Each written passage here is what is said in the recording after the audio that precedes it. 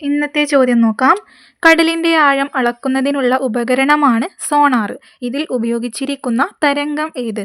കടലിന്റെ ആഴം അളക്കുന്നതിനുള്ള ഉപകരണമാണ് സോണാർ. ഇതിൽ ഉപയോഗിച്ചിരിക്കുന്ന തരംഗം ഏതാണ്?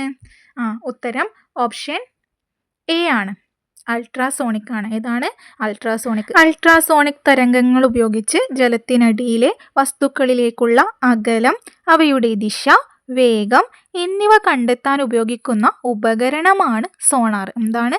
അൾട്രാസോണിക് തരംഗങ്ങൾ ഉപയോഗിച്ച് ജലത്തിനടിയിലെ വസ്തുക്കളിലേക്കുള്ള അകലം, അവയുടെ ദിശ, വേഗം എന്നിവ കണ്ടെത്താൻ ഉപയോഗിക്കുന്ന ഉപകരണമാണ് സോണാർ. സോണാർ എന്നതിൻ്റെ മുഴുവൻ രൂപമാണ് സൗണ്ട് നാവിഗേഷൻ ആൻഡ് റേഞ്ചിങ്. എന്താണ്? സോണാർ എന്നതിൻ്റെ മുഴുവൻ രൂപം സൗണ്ട് നാവിഗേഷൻ ആൻഡ് റേഞ്ചിങ്. ഇതിൽ സോണാറിൽ അൾട്രാസോണിക് തരംഗങ്ങളെ ഉൽപ്പാദിപ്പിച്ച് പ്രേഷണം ചെയ്യുന്ന ഭാഗമാണ് ട്രാൻസ്മിറ്റർ. എന്താണ്?